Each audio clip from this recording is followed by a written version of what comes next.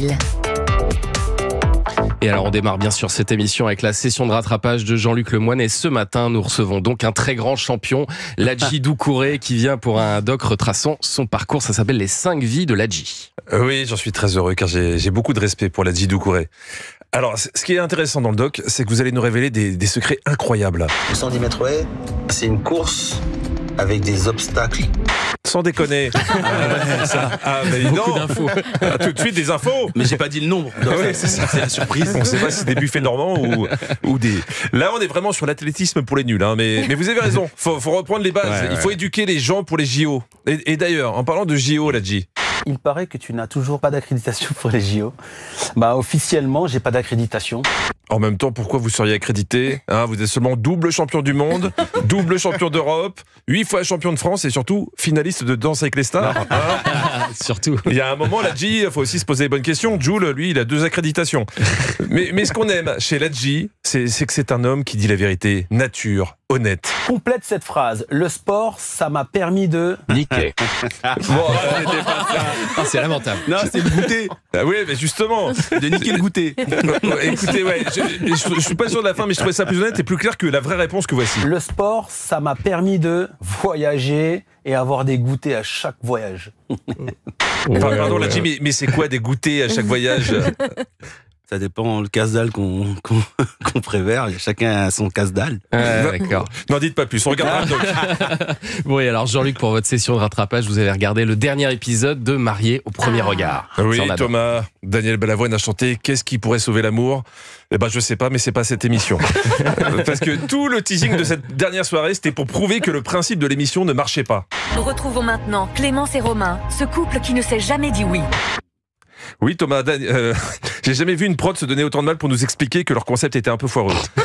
Donc pour ce dernier épisode, Marie et Jérémy ont décidé de se revoir. Ouais. Je vous fais un petit rappel. Marie avait dû quitter l'appartement de Jérémy en pleine nuit parce qu'il avait pété les plombs. Et le jeune homme est très à l'aise pour expliquer son attitude. M'excuser pour que ça soit aussi surprenant et rapide et inattendu. On avait l'impression qu'il était aux 24 heures du mensonge. Oh, poésie quand tu nous tiens. Donc c'est polaire entre les deux. Surtout quand Jérémy va expliquer d'où vient son problème, il n'y a plus que la voix off qui y croit. Carrément, petit, parfois, quand ma mère me punissait, je trouvais que c'était pas assez, je m'auto-punissais encore plus. Marie ne rêve que d'une chose, renouer avec Jérémy. Non, je crois que Marie ne rêve que d'une chose, faire enfermer Jérémy. On retrouve Ludivine et Raphaël qui ont eu une relation platonique, je le précise. Retrouvons maintenant Ludivine et Raphaël, qui ont vécu une histoire d'amour aussi rapide qu'intense.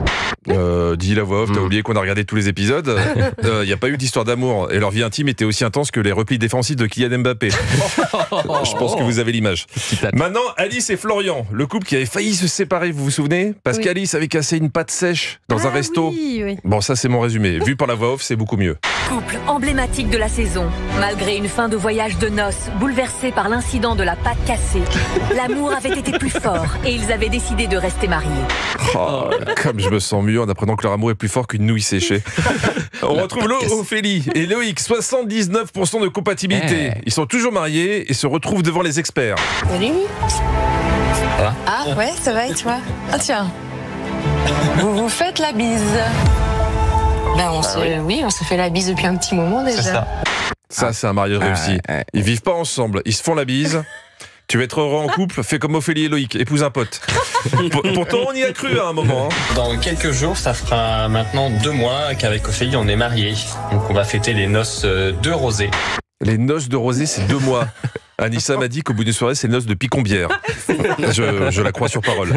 Bon, au final, il y avait 7 couples au départ. Il y en a 2 qui ont tenu malgré les compatibilités à 80%. Sinon, pour les autres... Donc, on va pas rester ensemble, quoi que ce soit.